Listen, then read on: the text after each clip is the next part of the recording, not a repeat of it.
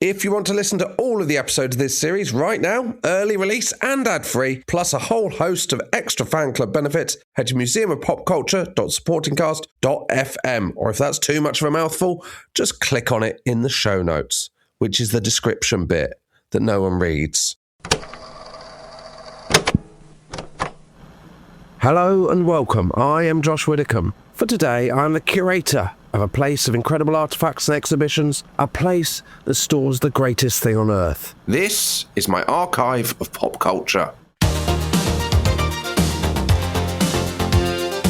As a self-confessed pop culture obsessive, I love the geniuses, the scam artists, and, dare I say it, the absolute madmen that have made the records, shows, and films that we love.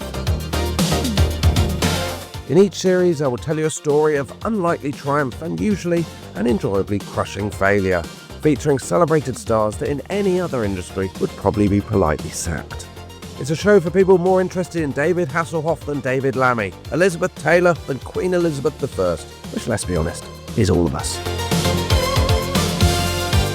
Joining me today to discuss one of, if not the most iconic and beloved show in British television history, it's the story of Ramsay Street and Neighbours. It's Matthew Crosby.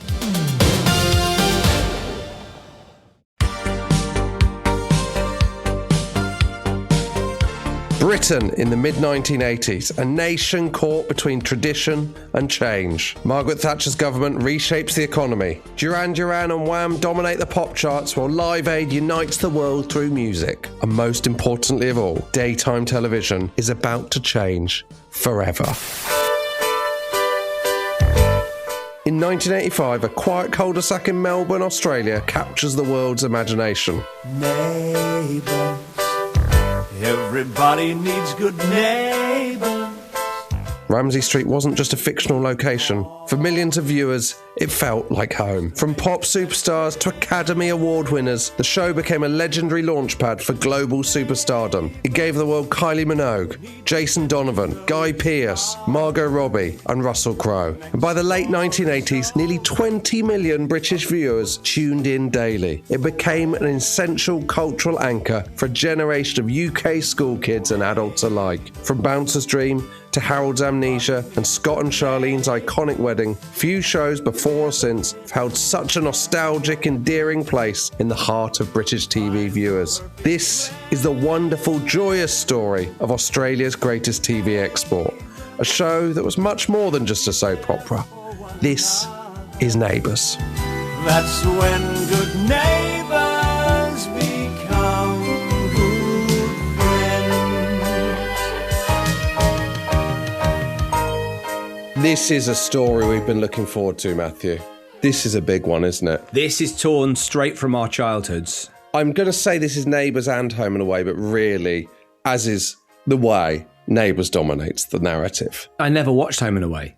No. You know, it's like Beatles, Stones, Blur, Oasis. You picked one and you stuck with it. Well, I picked both. You picked both, and you picked Blur, Oasis as well, didn't you? Yeah, of course, yeah. Because I'm not tribal. I believe in love and bringing people together, whereas you believe in... I believe in the BBC, is what I believe. Yeah, you believe in the BBC. in a BBC household. Let me just give you a couple of stats, because I want people to know we are serious about this.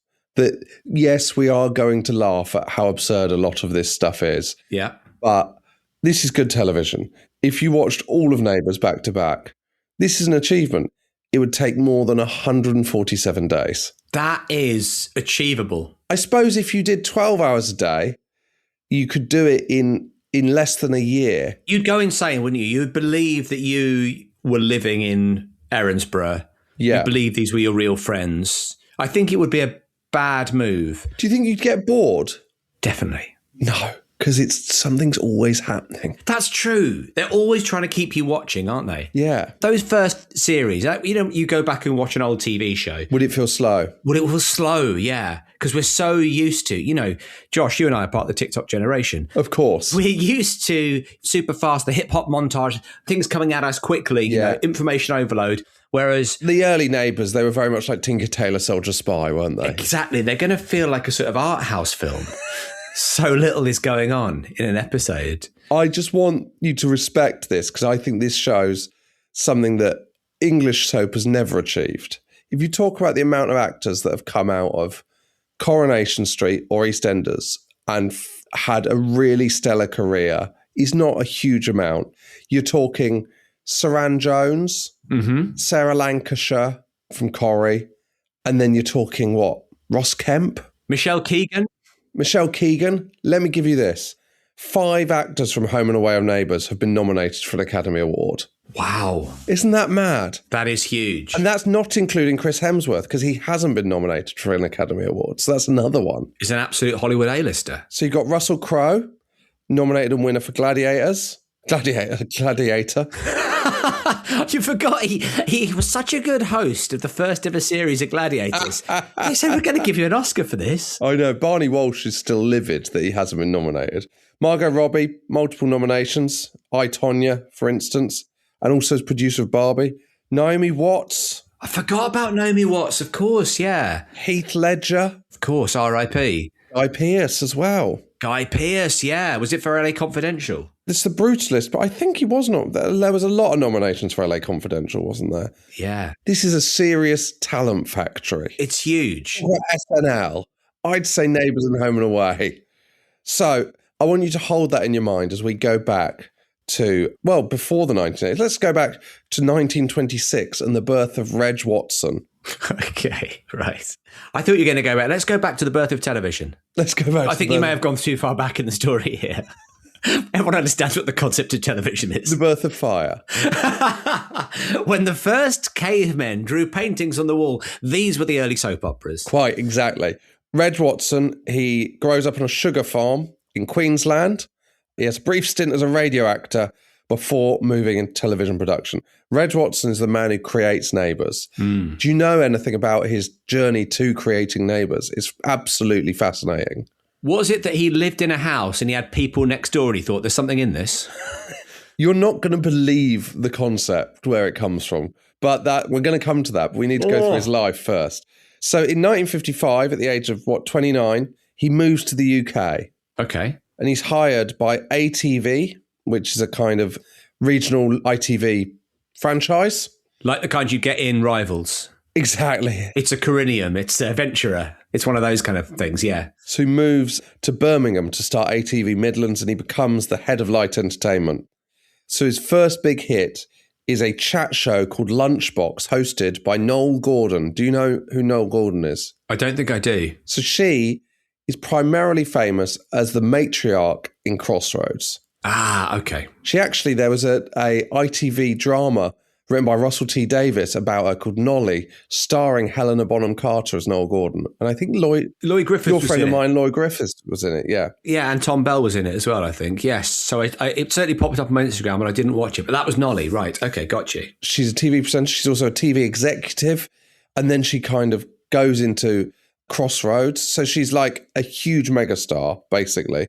She's also the first woman ever to be seen on colour television. So let's go back to the birth of television. You joked about it, but here we are. Here we are. So she participated in transmission tests for John Logie Baird. She was also the first woman to interview a British Prime Minister when she interviewed Harold Macmillan for her ITV chat show Tea with Noel. She also had a show called A New Angle with Noel Gordon. Do you know what that was? Is it about the permissive society? It's about angling. It's about fishing. She was like the Romesh of her day. She was the Romesh of her day. She was exactly the Romesh of her day. Just constant formats being thrown in her direction. She was doing Lunchbox with Noel Gordon at this time, which is what Reg Watson made, which is a kind of, I suppose, the Loose Women of its day, should we say, or the Steph's Packed Lunch of its day. She went down a mine. She rode an elephant. She entered a cage of lions. I mean, that's more fun than Loose Women, isn't it? This sounds fantastic. Why is Linda Robson not doing that? Budget. That's exactly what it is. That's exactly what it is. And health and safety gone mad. You couldn't get a sign off on Linda Robson. Is it woke? Wokery has stopped Linda Robson going into a cage of tigers. Linda Robson abseiling into an active volcano. So Reg Watson's working on that. Then in 1962, he accidentally creates an ITV children's series called Tinger and Tucker, which features 2 koalas talking to host Gene Morton.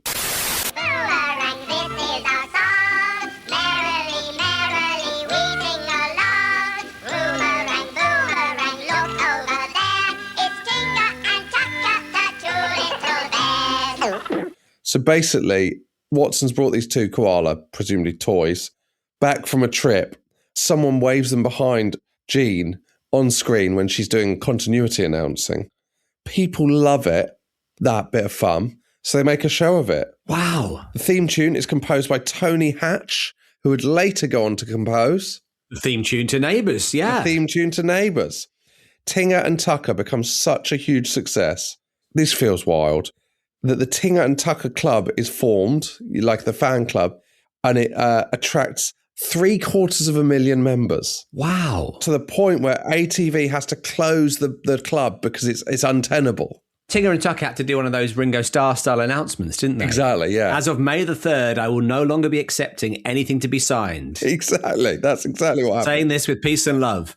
Crossroads comes about because Watson is Reg Watson sent to the USA to study television techniques before the opening of ATV, or of ITV. And he's impressed by their kind of daily series. But it takes him 5 years to convince ATV it's a good idea.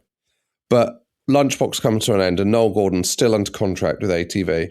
So they shove her in Crossroads. She's got such a varied career. I was going to say it's kind of mad that no one remembers her, but obviously they did just do an ITV drama about it. Yeah. So people do remember. Yeah, so she becomes the kind of matriarch, the motel owner, Meg Richardson.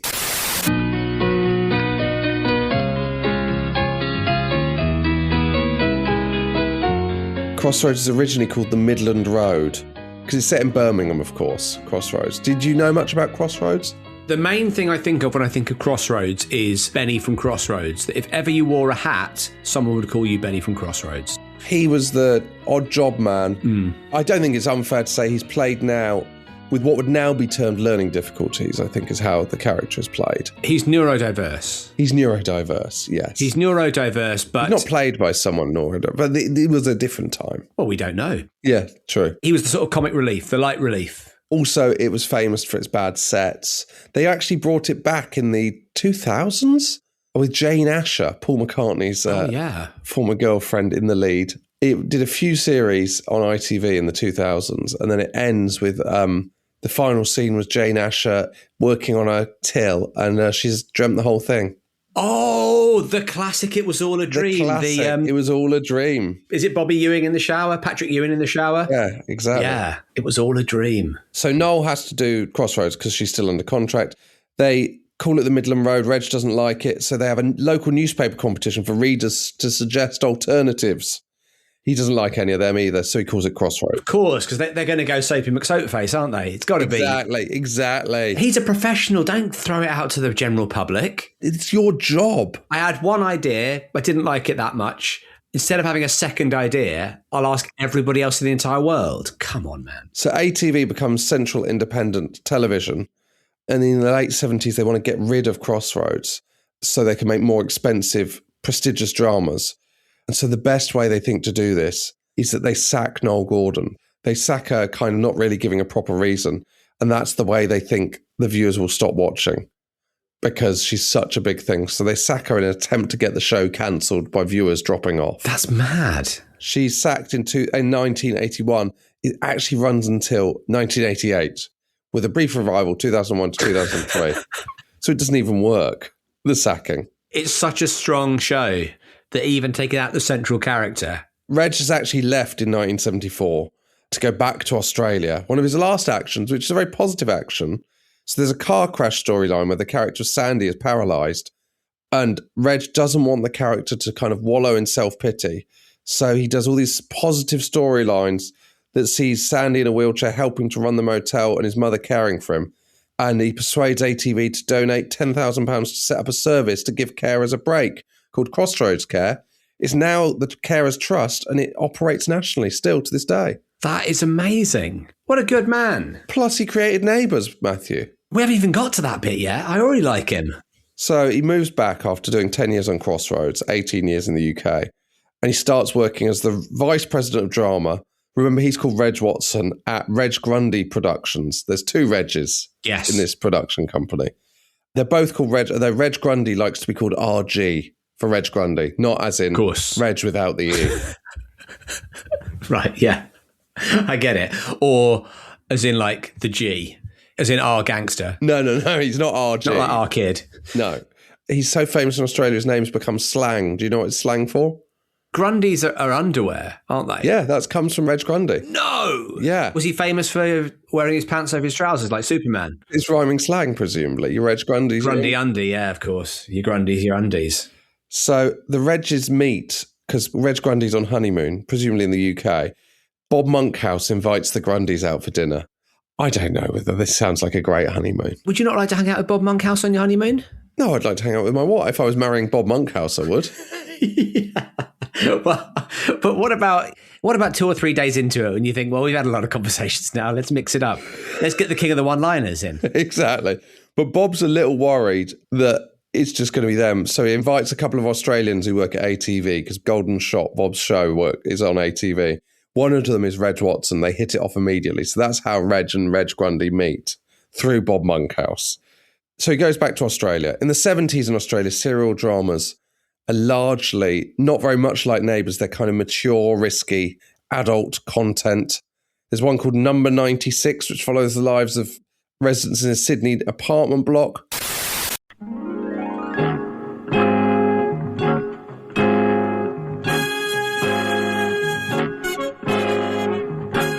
The first soap to deal with themes such as sex, infidelity, nudity. It has the world's first LGBTQ plus regular character. So that's very positive. It does have a very controversial storyline, Matthew, involving Black Mass, where a satanic priest and some topless characters read the Lord's Prayer backwards. What year is this? What year are we talking? This is the 80s. 70s. All right, so it's like kind of ahead of the Satanic Panic. Yeah. I love that kind of stuff. There's also an infamous ad they put in the newspapers, which says, tonight at 8:30, television loses its virginity. I do like that. I do like the idea. I mean, I don't think anyone believes telly corrupts anymore. No. There's very little television that you think that's genuinely corrupting. edgy. That's the internet for you, isn't it, really? If you want to be corrupted, there's better places to go. If you want to be corrupted, I've got to point you the way. Absolutely. I can send you some URLs. But yeah, it did used to be, back in the day, there was kind of like a happy kind of relationship between the tabloid newspapers and slightly cheeky, rude shows. Yeah. Where they would, I remember when the Buddha of Suburbia was on the telly, and there were loads of articles in the Daily Mail, because I did a paper round. I was reading it on the paper round of like, this is, look at how many bums are going to be in this TV show, and look at these horrible, it was basically a big advert for like, outrage. I guess the similar thing now would be the show Euphoria. Yes. It seems like people are going, you're not going to believe what they're doing on Euphoria. Here are some photos of it. Yeah, exactly. Well, Reg goes on to produce The Young Doctors. Oh, yeah. Which runs from 1976 to 1983, which is basically about the name's on the tin, isn't it, really? It's Ron Seal, isn't it? Yeah. It kind of has a claim to being Australia's first medical drama, but there's not many medical issues. It's not got much of a budget. So the set is made from cardboard. The roof of the set's got a leak. They also recorded as live. So like bits of the set would fall, and pieces of the set falling would make it into the final edit. Well, I don't know if you've been into an NHS hospital recently, but that's pretty bloody accurate. The system's on its knees. It's no longer fit for purpose. There you go. That is good, yeah. A little bit of satire there for you. It's a hit, and in the UK it airs until 1995. They repeat it in the UK until. I remember watching it and finding it incredibly boring, but it was back in the day when you watched telly that you didn't like. Exactly. Our kids will never have that. No, they'll never be bored. Well, they will. They'll never be bored by television. He also does Prisoner, which is known in the UK as Prisoner Cell Block H. Prisoner Cell Block H, yeah, of course. So he's got the golden touch here. He's a hitmaker. He used to give me roses. I wish he could again, but that was on the outside, and things were different then. On the inside, the sun still shines. Do you know the name of any of the classic characters? From Prisoner Cell Block H? You've got Vera Vinegar Tits Bennett. No, I don't remember Vinegar Tits. Yeah, there's B. Smith, who was the top dog, and Joan the Freak Ferguson. I might go back and revisit Prisoner Cell Block H. It's a big cult hit. I think it's on late on ITV in the UK. And in the 90s, there's a stage production called Prisoner Cell Block H, the musical, starring Lily Savage. I remember that, yeah. Yeah. I mean, I never saw it, but I remember that being around, yeah. So it was quite camp, wasn't it? I mean, obviously the Lily Savage version was, but like the show itself was quite... Yeah. There was a camp side to it. So then in the 80s, he creates Sons and Daughters. He's absolutely turning out every soap in Australia.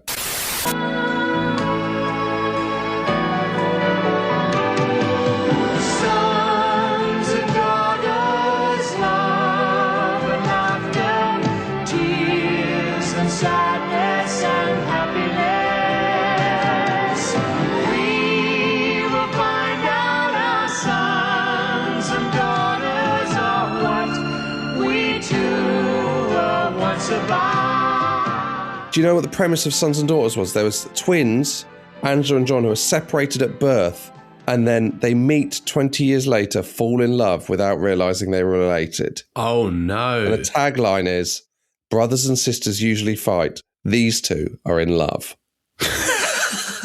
It doesn't feel quite... It feels a bit icky, doesn't it? Yeah. Feels a bit icky, yeah. It's described as a Romeo and Juliet storyline, but really it's just a kind of, oh God, oh no. You're not rooting for them. One of them's with a wealthy family, one of them's from a working class family. So there's all that kind of thing. Oh, okay. So there's like a kind of Prince and a Pauper type thing going on, but you still, the happy ending is that they both get a blood test. Exactly. Yeah. At what point do they realise? Do they realise immediately that they're, or do they fall in love and then they go, oh no? I don't know. Does everybody else around them know? I'll be honest, I haven't watched Sons and Daughters. No. But all this success for Reg Watson is leading only to one place.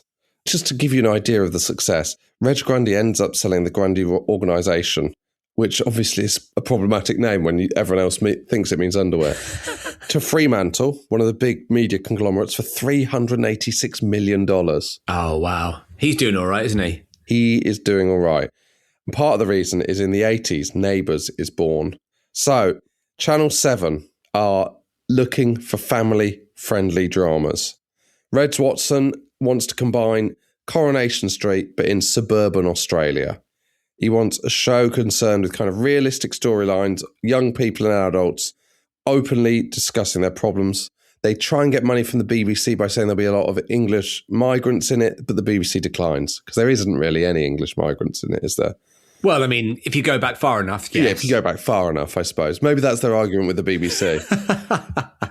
I don't know if you know the history of Australia, but quite a lot of the people there were originally English. It's not originally called Neighbours. The options are Ramsay Street, No Through Road, One Way Street, Living Together. That's bad, isn't it? Yeah. And here's one where they couldn't quite work out what to call it. The People Next Door.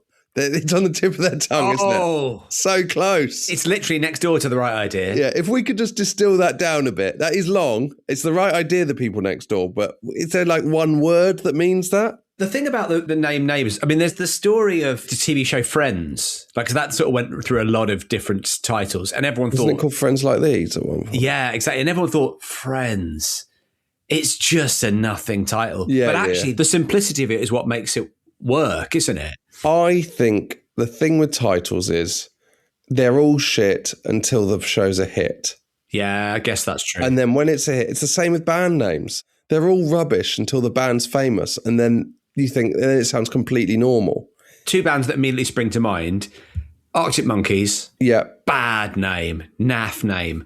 I mean, the classic is The Beatles. The Beatles, yeah, exactly. Even if you take away the pun in it, yeah, it's still rubbish. The Beatles is a bad name. We're talking about the television equivalent of the Beatles, Neighbours, Matthew. Very much so, very much so. The show is inspired by EST, which is not English Summertime. It's Erhard Seminars Training. What's that? So this is a man who develops a kind of self-awareness based on early versions of Zen that's training that Reg Watson and Reg Grundy do. So Reg Watson says, RG came to me one day and said, I want you to do EST. I said, all right. And what it did for me, it showed me the lack of communication between fathers and sons. So it's just some kind of what you'd now describe as wellness, I suppose. Yeah. In many cases, guys got up and said, my father never told me he loved me. And then they replied, well, did you ever say you loved him? Oh, no, we couldn't talk. I said to RG, I've got this idea for a drama about 3 families, and the whole concept is about communications between generations. I never thought of the show like that. Reg Grundy's quote is, so Neighbours became the drama and We Two Regis inserted a scene in the first episode to sell the EST message. So they were brainwashing us. To communicate with our parents. Wellness mumbo jumbo. And I'd say Neighbours, if anything, didn't help you communicate with your parents. But certainly at 5:35 of an evening, I would not be talking to anybody. Do you want to know the scene? So Max Ramsay has 2 sons, Shane, who he loves, Danny, who he ignores. Yep. There's a reason for that, which is revealed in a later episode. One day, Max and Shane are at an Olympic pool. Shane is training for the high dive in the Olympics. Danny comes running up to his father, who looks away from the pool to talk to him. Just as Shane makes the perfect dive behind his back, Danny is berated by his dad. "Look at what you did. You made me miss it," he says. And so the EST message would remind us that we're responsible for our actions. Max could have said over his shoulder, "Just a minute," and seen the dive. So Max Ramsay is responsible for missing Shane dive and not Danny. I imagine the significance of this scene, according to Reg Grundy, was lost on viewers, but We Two Regis got it. You know what? Sometimes you are making telly just for yourself, aren't you? It really is. I'd say a push to say that you're passing on the EST message in that scene. Aren't you just showing a bad dad? Yeah. Wouldn't it have been better to pass on the EST message by showing a dad who turns around and says, "I love you, son"? I mean, there's no drama in it. There's no drama. No one's watching that, Matthew. That is a shit TV show. Yeah, you're right. Look at how well your brother's doing, and by the way, I love you. No, there's nothing to it. Exactly. So, where's Neighbours set? Which town? Erinsborough. What false fact is often purported about the word Erinsborough? It's an anagram of Neighbours. Yes, it's not. There is an extra O and R. So it is almost an anagram of Neighbours.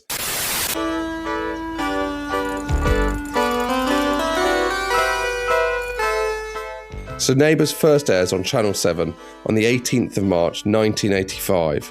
So you've got the original characters. You've got Jim Robinson, played by Alan Dale. Do you remember him? Of course I do, yeah.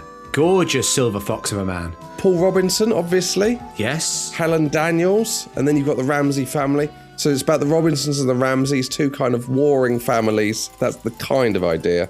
This is Alan Dale's move into acting, but his first step into showbiz is quite interesting. So moving to Auckland at 21, right? He marries at 21 and he works a variety of jobs, including doing the milk run. He's a milkman. And he says, "I was driving around with the milk at 5 a.m. when I heard the breakfast announcer come on the radio and announced he's quitting." So he goes home, has a wash, he goes down to the radio station and he says, "You need someone like me." And 2 weeks later, he's hired. Tell you what, he's got a lot of bottle. He has got a lot of... Oh, here we go. Here we go. That's lovely, isn't it? That's lovely stuff. Reg Grundy doesn't like him. So when he becomes Jim Robinson, Reg Grundy says, "He was impetuous. There was nobody in the world but him. He was an okay actor, but he really wasn't a star. And so eventually we did what we do in the series. He had a heart attack and died on camera." He says that in a documentary, but he doesn't name who he's talking about. But then the documentary cuts to the scene of Jim Robinson dying of a heart attack. Oh, Jim. Oh, God. No. Jim, what? Jim. Jim. Jim. No. Jim. Jim. He goes on to quite success, Alan Dale, doesn't he? He goes on to work in Hollywood. He's in Lost.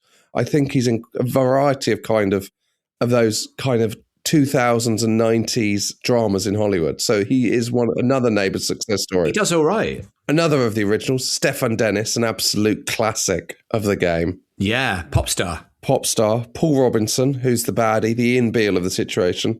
He starts out working in a restaurant because his dad says, "Son, there are only 2 trades in which you'll never be out of work, food and undertaking." I think undertaking is a smart...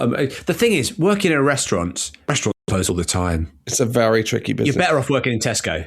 He moves into the job where there's most people out of work, but that is, luckily, he takes a job in Neighbours, which he is in work for 40 years. Yeah, he's done okay out of it. So it's set in Erinsborough, middle-class suburban cul-de-sac in Melbourne, 6 houses that we see, numbered 22 to 32. And do you remember, obviously, when we were kids, one of the facts we all knew about Neighbours was that it was a real street? Yes. Have you ever been? No, have you? Yes. So what was that like? It was amazing. We went and visited our friend Kat in Melbourne and she said, we can drive to the street. We won't do the tour because the tour wasn't running. But they've got security on the streets all the time. Have they? Yeah, because I guess people are going to be showing up constantly. And the security was lovely and said, like, yeah, that's so-and-so's house, and that's so-and-so's house, and that's so-and-so's house. And we were like, yeah, we haven't watched it for about 10 years. Yeah. It's very exciting to be there. Like, if you've been on a set, like we've been on the set of EastEnders, you feel, oh, this is exciting, but it's definitely a set. Whereas it's a very sort of weirdly uncanny feeling of being, I'm in the real world, but I'm also in a television. In my head, though, I didn't understand when I was a kid that the interiors were separate from the exteriors. And that's what they want. That's the magic of television. I know, but I thought families were living in those houses and then... having to move out of their house. Oh, sorry, yeah. You know, Todd's going to have to do a scene in here now. That's what you presume in television. It was only the exteriors. And I can't imagine they're shooting... There wasn't a huge amount of exteriors, was there? It was mainly interiors, I'd say. Opening titles, game of cricket... That's in the can. They don't have to reshoot that for every episode. What are you telling me? They filmed that once and used it over and over again. It's a bit lazy, isn't it? I was wondering why Helen Daniels never got better at her game. Playing the same shot again and again, Helen. You never learn. Surely. So when the show begins, the residents are told it will probably only last a couple of years.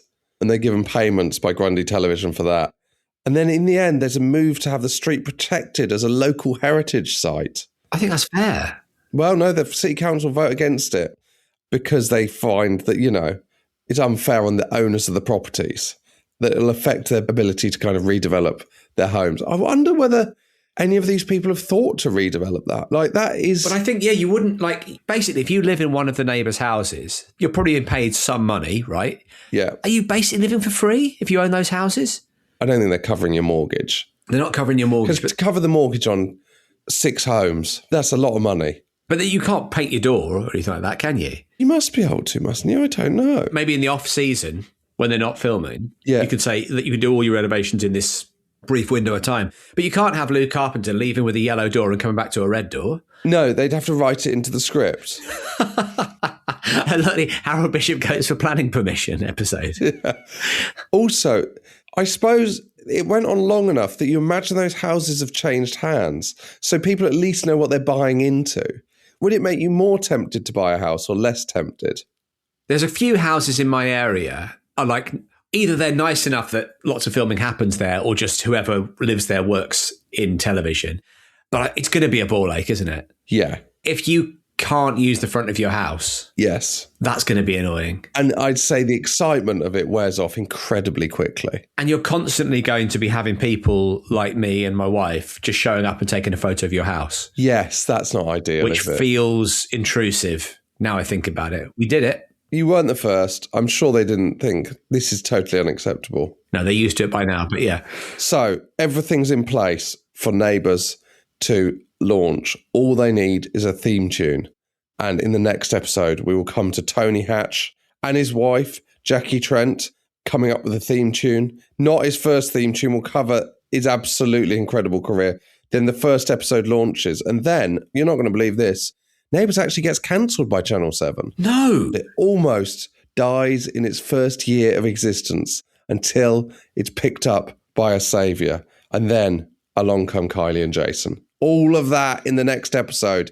Plus, the story continues all the way through Home and Away until a very sad decline in recent years. If you want to hear the whole story now, head over to the fan club where you can hear all the episodes now, plus loads and loads of bonus episodes. Otherwise, Matthew, I'll see you in a few days. See you very soon. Hey, Charlotte! Stop acting like a maniac, Charlene! Nothing happened between Jane and me except for that one, okay? You liar! Oh! Charlene, that is...